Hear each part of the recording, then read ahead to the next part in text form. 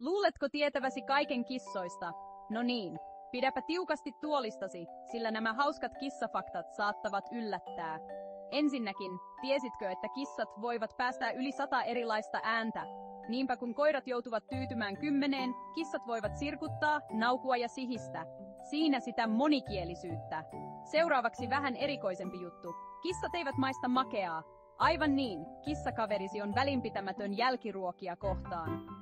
Niiden makunystyrät eivät tunnista sokerisia makuja, joten ehkä siksi jäätelösi ei tee niihin vaikutusta. Ja lopuksi, tiesitkö, että kissat kävelevät kuin kamelit ja kirahvit? Se on totta. Ne liikuttavat aina ensin molempia oikeita jalkojaan ja sitten molempia vasempia.